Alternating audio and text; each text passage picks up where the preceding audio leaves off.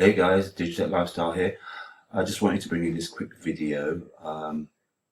It's a mixed mash of things that I've found, things that I think are important, and I feel that we're not paying really, well, some people are not paying attention to. So this was done today. Today's the 8th, and yeah, let me play this part of this video.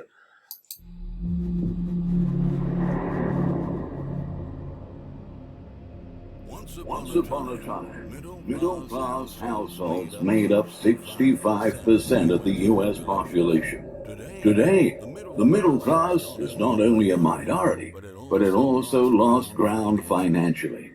This is just one of the cold, hard facts that you will learn in this video.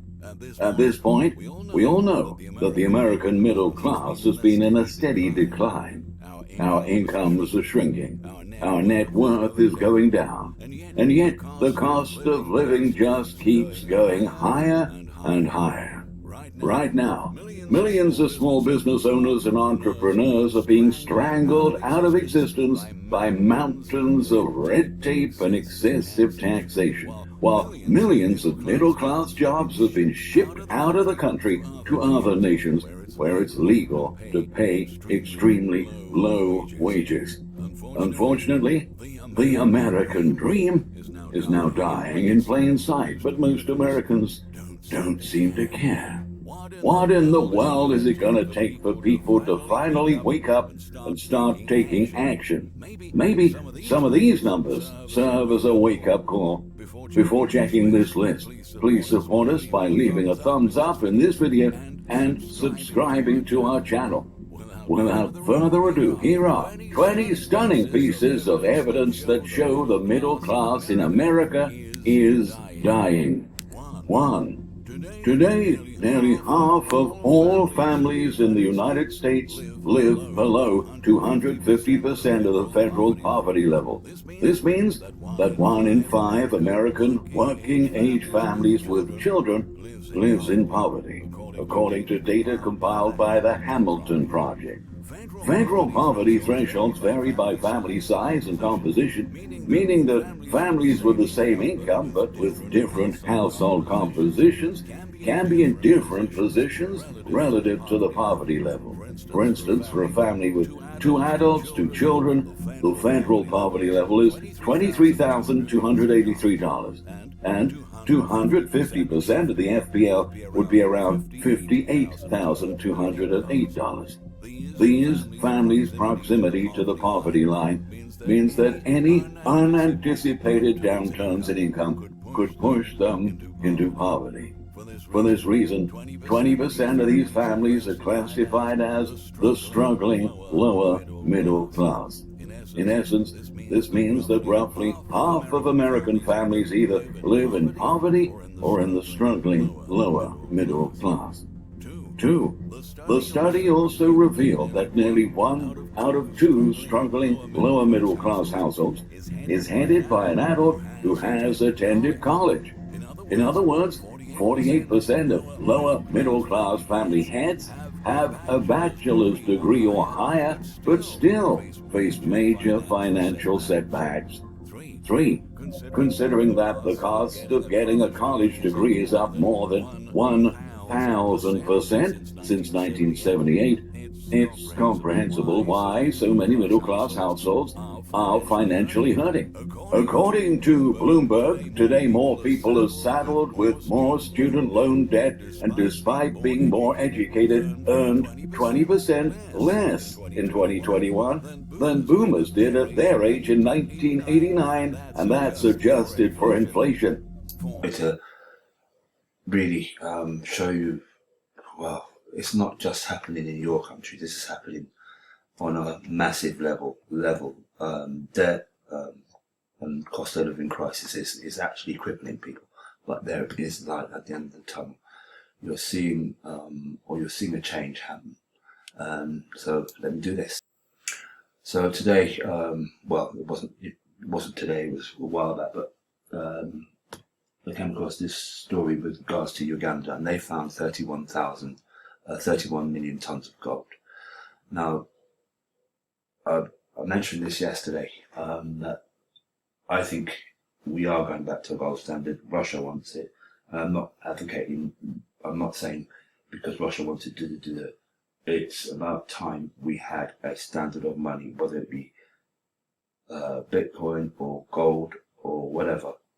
As long as it's finite, it's not something that you can keep printing more of. Yes, you can keep finding gold. So that may not be the answer to it, or it may be that some kind of cryptocurrency takes that position and then it's backed by gold or whatever it is. I don't know how it's going to work, but they're going to figure it out. I'm sure they will at some point. But that's interesting news, to find that they have found gold, and hopefully,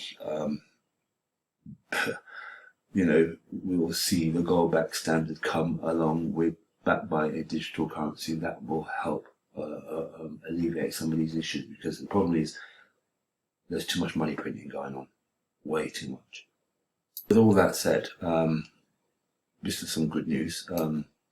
We're seeing across the pond, that they're looking at British investment managers' call for blockchain traded funds approval. When was this out? 20 hours ago. So that was yesterday. The Investment Association trade body representing British investment managers is speeding up the approval of blockchain traded funds with digital tokens, substituting traditional shares by local government and financial regulators. As the Financial Times responded on Thursday, the trade body is pushing the government to establish a new class of funds employing blockchain technology and create a new task force to examine how distributed ledger technology could accelerate the creation of new products and services. The reason behind such a push is, according to the Investment Association, are the possible significant cost savings for end investors, and the simplification of the existing procedures of buying and selling mutual funds. Investment Association Chief Executive Chris Cummings urged boosting the competitiveness of the national financial services. So that is good news coming forward. We're actually going to get an ETF. Hopefully this is a wake-up call for the USA to get on board with this, because it makes sense that we're going to go ahead with it. Canada's already done it. Why hasn't the USA? Why are you guys being held back? Those who live in the USA, why is that happening? You guys need to take action against you. Well, you need to lobby your governments. You guys have much more power doing that, in a sense, because America is much more democratic in certain ways and less in others. You guys need to wake up. That's what I'm going to say. Go out there and start, saying we want one, because if we have that, we will see the blockchain, the crypto market, especially if America does it as well, because it will send a signal to other countries that this needs to happen. Do you know what I mean? We already see it in other countries, but if there are a set of established rules around exchanging ETFs, that's great. I don't know what America's waiting for. Is it because Gary Gensler wants to keep controlling the banking system, or is it because he's waiting to see other countries do it and see how they work, how it works out for them, and then implement one for themselves? I don't know. I can't speak for what's going on over there. All I know is it's been quite a long time, and every one of those have been rejected. Every time one's put before the SEC, it's been rejected. So there is some kind of reason why that happens, or is happening. This now leads on to US Treasury issue framework addressing engagement on crypto with foreign regulators. So hopefully, from what I just spoke about in terms of the SEC and everything else, hopefully this will, make them wake up, because they're now working or want to work with foreign regulators. The Treasury report required under President Biden executive order on digital assets issued in March. But this was issued in March. The United States Department of Treasury has delivered to the President Joe Biden a framework of crypto for U.S. engagement of government agencies to work with foreign counterparts in a Thursday announcement. It's funny how this came out on Thursday, right? Coordination. Yeah, sure. You see, Johnson resigns. All this kind of news happens, and the news is covered by the resignation of Johnson while all of this is happening, and we see the crypto market starting to edge up. It's kind of, this is all funny to me, and I think people need to pay attention to really what's going on, because it's all kind of like weird why two great pieces of news have come out and the media has been besotted by a particular story. Anyway, I continue. In Thursday's agenda, went past that. Biden's executive order on digital assets issued in March, according to U.S. Treasury Department, of the framework aimed to encourage the development of digital assets while respecting America's core democratic values and ensuring the stability and safety of the global financial system and the international monetary system. Biden's present executive order required the Treasury Department to lead an interagency effort in developing policy recommendations on migrating risks associated with crypto. The government department cited the need for international cooperation among public authorities, the private sector, and other stakeholders, given the potential risk to investors, uneven regulations, supervision, and compliance across jurisdictions. Part of the problem is where the SEC not actually giving guidance. They're saying, "Oh well, you do it at your peril. We're not going to give you any guidance," and you can't have a market that's going to be doing what's right until you tackle one of the biggest regulators in your country, which is the SEC. That needs to be, or in America, so I should say. Other countries are moving forward. America is lagging behind, without doubt. Right, and in other news, the Moscow exchange is a good base for trading crypto. Russian lawmakers say Russia's getting ahead. What's wrong with America? And then survey shows 55% of crypto investors choose to hodl as Bitcoin and altcoins prices collapse. There is a reason for that. People, those who are holding their cryptos, those who are buying now, even though the market's probably not on a downturn, well, it is in a downturn, but has not reached its bottom yet, I still buy. I'm buying. I am not going to stop dollar cost averaging into this market, and I will definitely be keeping my cryptos on off exchanges. I do not keep my cryptos on exchanges. I keep a small bag on exchanges, a very small bag, and I have many exchanges where it's spread out across many different exchanges, not all one exchange. I have Bitcoin, I have Binance, I have Coinbase. I don't keep anything on Coinbase anymore. I don't trust it. I don't like it. After what they said about, they could actually liquidate your funds, and this brings me on to Celsius, which is a good thing for people. I mean, from what I'm hearing, they paid off they paid off some of what they should have done. Come on, Celsius.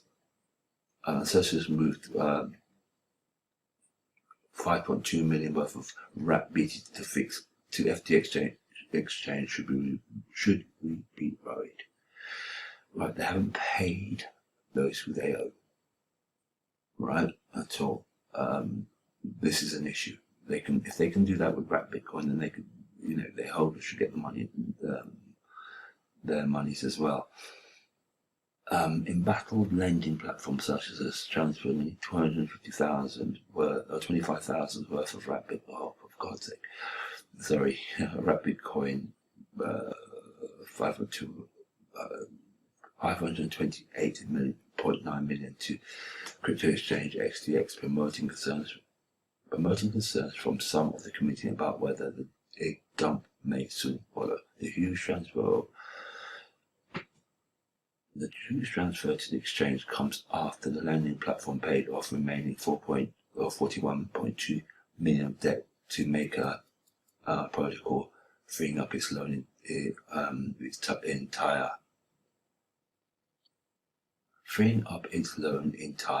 RAPBT collateral. Okay, said that right. Okay, I did. Hopefully the community. However, the community is unsure what to make of the transfer, with some fearing the dump of RAPBT on the exchange could soon follow, pushing prices down. I did say this earlier on, that we're probably not at the bottom yet. And so what? You just learned 55% of people are still going to hold. Why are they holding? Because they see the writing on the wall. We're living in perilous times. The whole world is collapsing around us financially. There's likely to be a war, a major war of some sort. I'm not saying it is going to be. I'm not saying it's not going to be. What I'm saying is people need to position themselves. People need to wake up, not just to digital assets, but to invest in gold and silver, precious metals, and companies that and stocks that are going to have longevity, and that could be oil stocks because that's going to go up, I'm sure, if this carries on. Food stocks, they're going to go up. This is what I see happening. I'm not 100% sure, but you know what? Well, I think I might have messed this video up, but hey, this is a quick update on what's happening with the case with XRP and Ripple. This guy knows his stuff, so it's well worth listening to. I'm not going to play the whole video, but it just is an update on what's happening with that court case and possible outcomes and end dates. Okay. Just go ahead and tell the audience who you are and why they should listen to what you have to say. My name is Jeremy Hogan. I'm the partner at Hogan & Hogan. We're a general practice law firm. And for the last couple of years, I've been representing and giving advice to small crypto projects on the side as kind of a passion project. So thanks for the introduction. I've never been called fancy before, though. That's a first. Thank you. I actually I've got a legal series on this show, and I talk to different attorneys from different backgrounds. And the reason why is because I do view you guys kind of as the experts in the space, because you know what's happening with regulation. And if you know what's happening with regulation, you're able to give your clients guidance on how they need to operate their companies. And it could be a change in tokenomics. It could be a change in how they distribute funds, how they market, how they develop their target audience, those types of things. And I don't think we give you guys enough credit, but we should, because you guys kind of have the little bit of insight as to what's going on. And I like to critical think on this show, and I like to invite the audience to do so, because if we're not able to use critical thinking, then we're going to make poor investing decisions. If we use critical thinking, we follow the money and we follow the facts, we can make better investing decisions. Well said. See, all right, so I'm going to let you talk to us about this case, because I wasn't a big XRP fan or Ripple fan, and then when I found out they were fighting against the SEC, they grew on me. The XRP community grew on me, because I think that Ripple actually has enough guts to stand up to these oppressive third parties, and I'm very, very happy to see it, because nobody else in crypto is. So talk to us about what's happening and what we can expect. Sure. So we've reached the point of the case where we call it the beginning of the end. The judge is requiring that summary judgment briefs be filed. I believe it's going to be November 15 will be the final filings in the case, probably. And then it will be up to the judge to make a decision. I've kind of pinpointed late December, maybe into January. Another attorney that's a good friend of mine, Jim Filan, he's pinpointed February or March as possible end dates. So we kind of have bookended it from sometime between December this year and March of next year will be the end of the case. This case is not going to trial, Wendy. This is going to be decided by the judge. And because there's not really an issue of facts to be tried to a jury. So really this is an issue of law. So they're going to present all the facts to her in what are called summary judgment briefs. And the judge will take a look at those and make a decision just based upon what's in the paper. There won't be any live witness testimony or anything like that. So John Beaton a couple months ago, and I think he mentioned those. It's super interesting because these are about 68 emails that a man at the SEC named Mr. Hinman sent out, and he got feedback from other attorneys at the SEC about a speech that he was giving back in 2018. This fight has been going on in this court for over a year, whether the SEC has to disclose those emails. And it's almost unprecedented. I mean, I've been practicing law for 20 years, and I'm in court.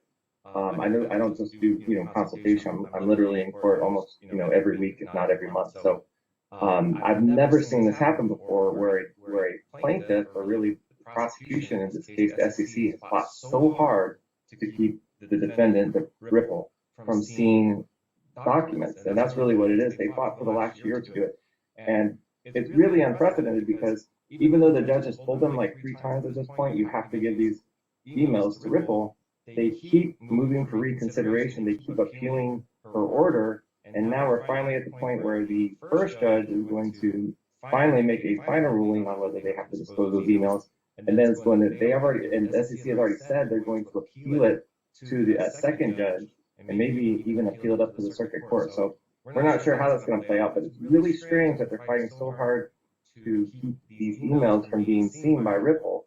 And so, of course, that leads to people like myself and others to speculate what's in those emails that the SEC doesn't want Ripple to see.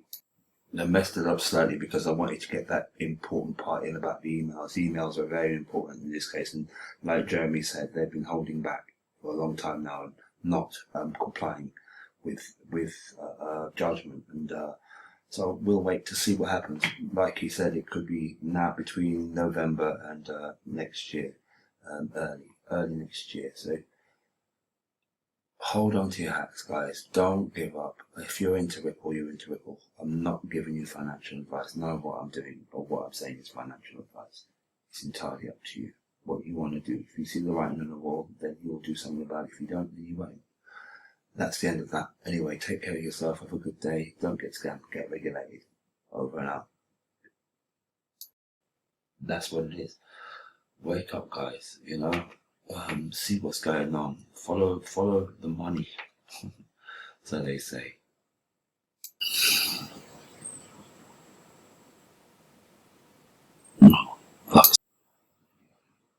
And to wrap this up, this is just it's about XRP and the closure. Hopefully we're coming to the end of this soon. And there's a little bit of time. I'm not going to play the whole thing, but you guys can listen and then make up your own minds about that. Okay. I have got Jeremy Hogan. He is a super fancy, amazing attorney, and we're going to be talking about the Ripple versus SEC case in the United States because it is coming to an end. I think that's at least what you told me when you first got on. But before we get into it, Jeremy, can you please just go ahead and tell the audience who you are and why they should listen to what you have to say? My name is Jeremy Hogan. I'm the partner at Hogan & Hogan. We're a general practice law firm. And for the last couple of years, I've been representing and giving advice to small crypto projects on the side as kind of a passion project. So thanks for the introduction. I've never been called fancy before, though. That's a first. Thank you. I actually really, I've got a leak. What? Oh my God. Ugh.